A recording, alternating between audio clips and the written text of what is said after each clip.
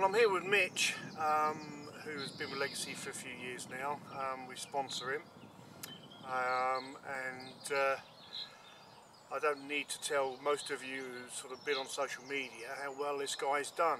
And you know, in this world it's hard to come across young lads who are willing to sort of support a small business and support a company, and at the same time, you know, be loyal. You know, loyalty is hard to come by these days, and especially in the fishing industry.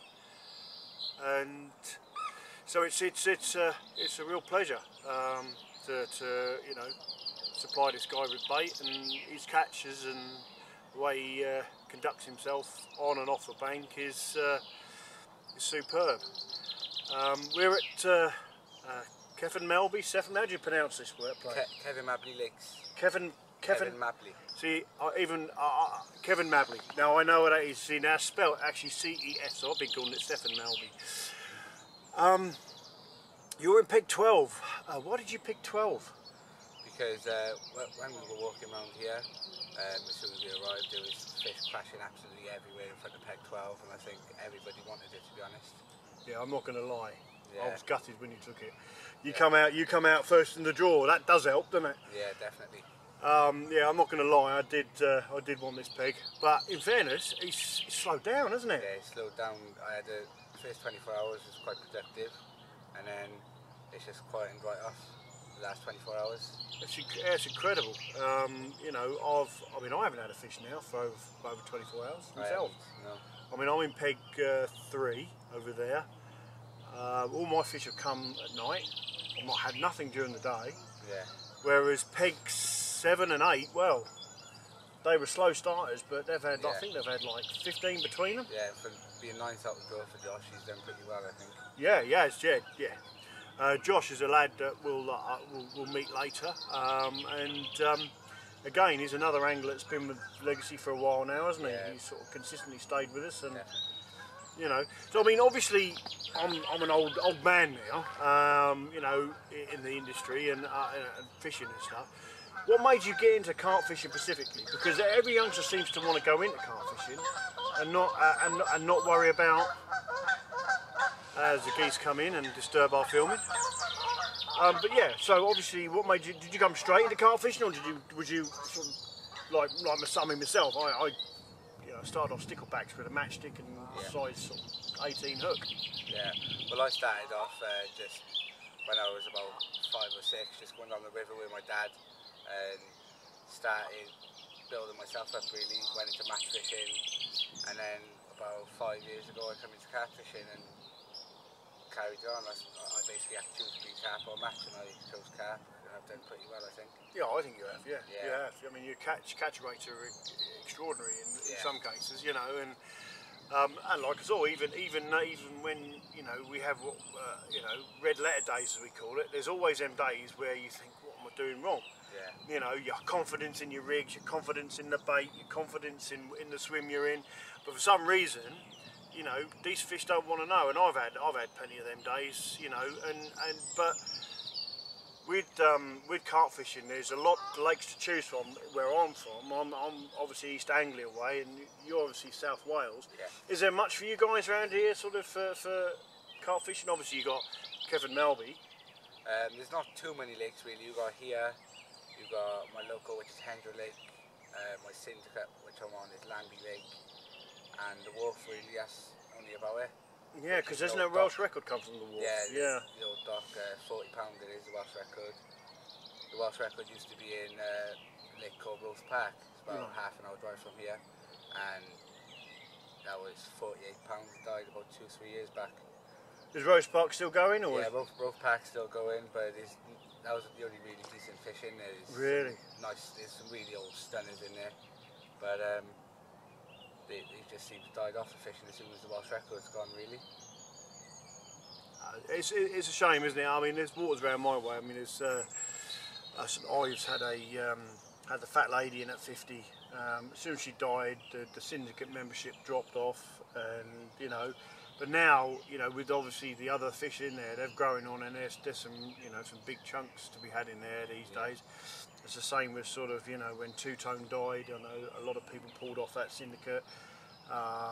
You know, when Basil died at Yateley, a lot of people pulled off there, and to name a few, you know. And as soon as the big girls go, certain anglers tend to just pull off, and that's it, and you've got a bug on your t-shirt. Right. Yeah, it's crawling up. There we are. It's a horsefly. You want to get it? It'll eat you.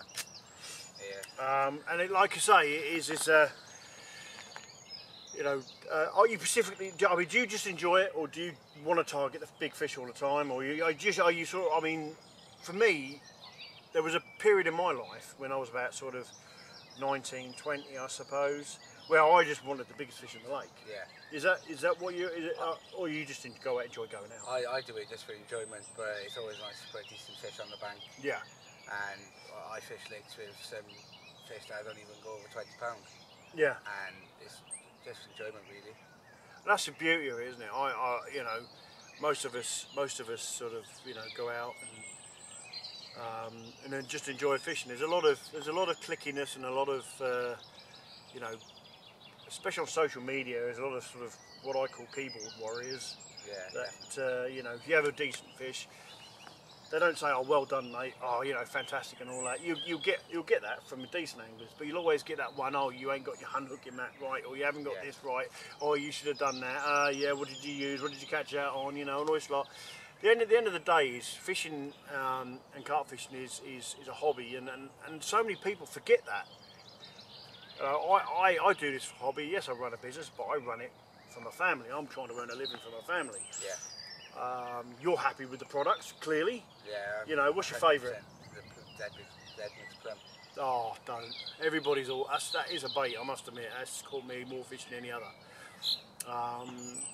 You know, Tommy Boy is one of the hardest people to get off a plum, and he's been doing well on the zone recently. Yeah. That's done some lovely fish. Dylan and Will down in Hampshire, they had a red letter day where they had all 6 rods go off at the same time, pretty much. Yeah. You know, within a 10-minute period, as they told me, and you know, they managed to land 5 and have a 5-shot brace shot. I mean, how many anglers have done that? You know, and I think no, exactly. But again, social media. They put the photograph up. There was, you know, no one asked them whether the lake bailiffs were there to monitor or to help the lads. No, you know, the keyboard warriors straight on their case, straight giving them all the, you know, all the bad vibes. Oh yeah, you shouldn't be holding fish like that. You shouldn't be doing like carp are hardy fish. Yeah. You know, they jump out of the water, and when they're spawning, they go hell for leather for it. You know. You know, they are hardy fish. I'm not saying treat them like, you know, treat them badly. I'm just saying, you know, that they are hardy fish, and they're you know, they're caught all the time. They're used to it, and you know, at the same time, we all know that cradles, decent unhooking mats, carp care. You know, I'm a great lover of the micro barb. I absolutely hate barbless hooks. Yeah. Each to their own, but I hate barbless hooks. I've seen the damage they do. And like I say, some people swear by them. Some people find them, you know, the best thing since sliced bread. Personally, you know, I've seen where barbless rules have been on waters, and the fish's mouths have been damaged to hell. Yeah, really bad. They you know. on here and all the little legs of fish's mouths are really bad. I mean, some of the fish in here, you can see where the barbless has made gone in, come out. Yeah. You know, and there's some real bad sort of scarring and stuff like that. And the common sense has prevailed over here on this complex, and they've said no, actually no, we barbless or microbarb, and most anglers are going to go straight to microbarb because one hold in and little pop and they come out, you know. Yeah. But so obviously this year, where are you fishing this year? Lambie Lake and the Wharf, the old dock. I'll be back on them two again. Yeah. After that big girl in the Wharf, and record, yeah. You done your first 30 this year, was it this year? It was this year, wasn't it? Yeah. 17th of March, I think it was. Yeah. I bet that was because you've been targeting a 30. I've been targeting a 30 for the last 2 years, and I've been putting in as much effort as possible. Yeah. And it's actually paid off. That's the key. I mean, not everybody is lucky enough like Mitch. I mean, I thought, I own a bait company, I'll be out there catching a few fish and spending a bit of time on the bank. The reality is, no. Those who work. Those who are fortunate have jobs where they're constantly, they don't get the time to do the amount of angling that perhaps say Mitch do, who's sort of you know, just left school, starting college and sort of thing. You know, they've got a lot more time, but at the end of the day, they've still got to work hard and work at everything that they do, you know, work for the fish that they catch. You know, I know when I'm on the bank, apart from right now when I'm doing some filming and stuff, that I want to, when I'm in my swim, I'm constantly thinking about what can I do, how can I improve my catches, is there anything else I could do? And sometimes you just got to look at the thing and just think, you know what? You know, if I'm in a hot country sunbathing, do I really want to be eating? Maybe late in the evening or early morning, which is pretty much what run time has been here, isn't it? You know, apart from obviously when we had some cloud, 4 o'clock is run time. Yeah, between 4 and 8 o'clock. Yeah. Quite a few fish. Very much so, very much so. They seem to have suddenly go, do you know what, we've had our sunbathing today, bang, let's get on it, you know. Start showing and then the rods just start going off every 10 minutes. Oh so. God, yeah, very much so. Well, I'll tell you what, I mean, this is the first time I've met Mitch. We've been in communication now for sort of 3 years. He's been sponsored now for 2 years. This will be the third year, won't it? Yeah. And you're doing a Welsh carp competition, aren't you? Yeah, that's in July the 1st and the 3rd. I'm actually doing that on here. Oh, blimey. So. There's 5 pairs doing on here. Only one pair can qualify. Well, at the end of the day, if you're lucky enough to get the good peg, I have no doubt in my mind that you'll do well. You know. And who are you doing it with? My dad. Your dad. So 2 of you on here. Yeah, blimey, yeah. Because I think Daniel is doing it with his mate as well. Yeah. So yeah, a bit of sort of legacy competition between 2 guys. Yeah, it should be interesting. But like I say, I think it should be good, and you know, it's a stunning venue. And like I said, first I've met Mitch, and it's really good because I think if you're going to do this sort of thing and sponsor young lads, you've got to make the effort. We've travelled 230 miles to come down here and fish this social, and that has been a good social. There's only one angler left now not to catch a fish, and I just think there's nothing he's doing wrong. I don't think he's doing anything wrong. I think he's just cut off by the 2 swims. Yeah, I think Peg. In his area. Well, I think Peg 11 and Peg 9 are literally crossed in front of him, and I just think he's completely shut up. I'm going to suggest he move into Peg 6, to be totally honest. Yeah. I think I would be. Yeah, I think that's probably probably, you know, tonight and right up, you know, one more night, move into Peg 6.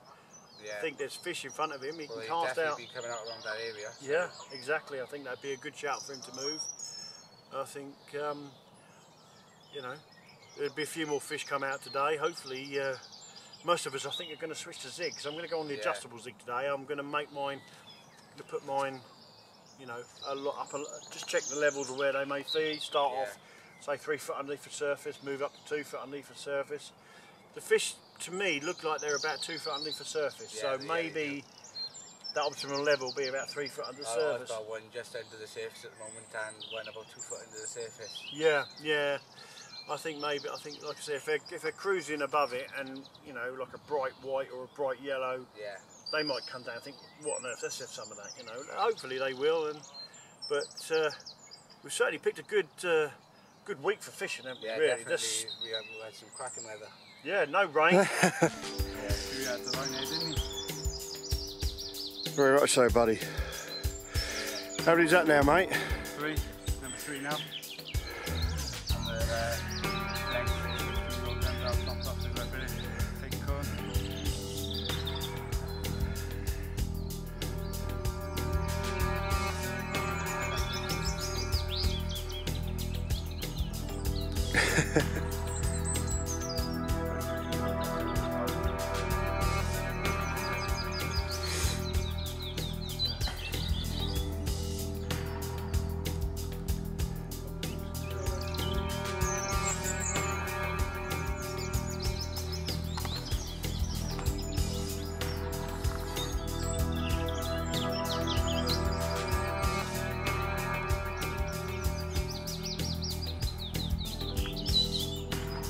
Certainly got out of some range, hasn't he?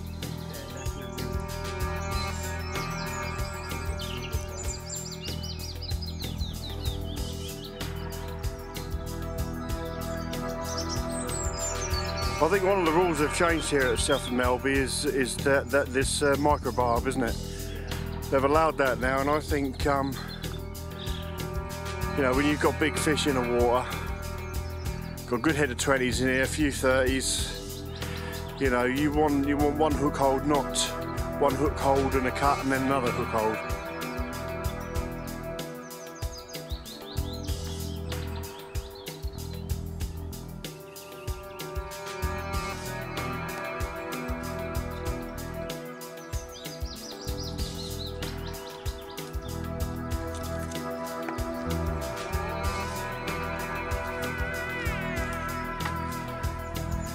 So you have a bit of a competition here, lads. We've got a Welsh flag there.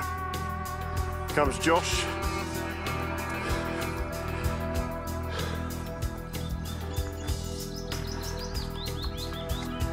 I have to say the Welsh boys are actually currently winning at the moment. The local hauler machine, young Mitchell Martin here, is doing what he seems to be doing for the last sort of 3 years, and that's catch every damn fish in the lake.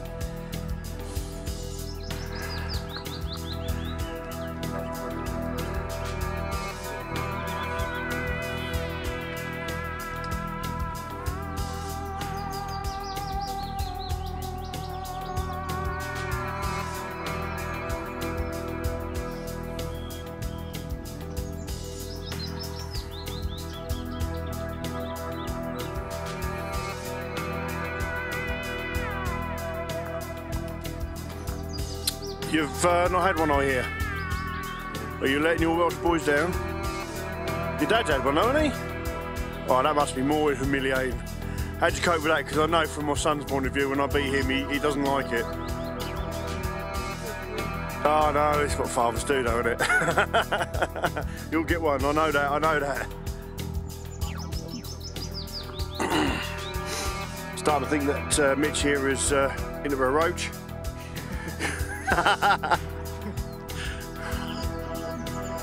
No, that's what we want to see. I was pleased with my little common this morning. I must admit, little common, I say decent common, 21.6. Not many in here, I hear.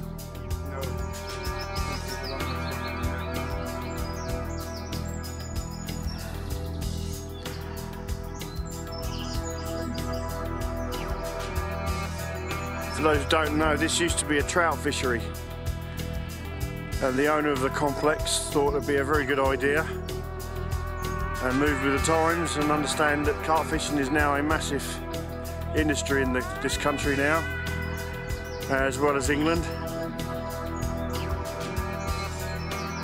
and therefore turned these slowly turning lakes into good match waters and good carp waters.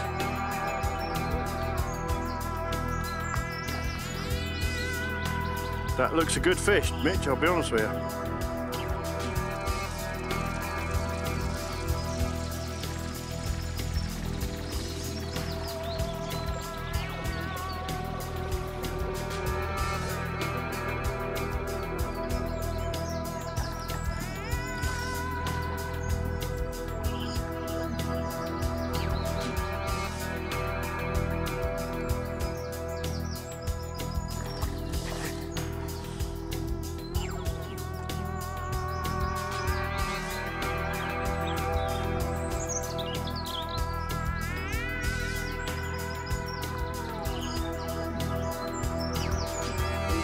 Give a good account of themselves in here, don't they?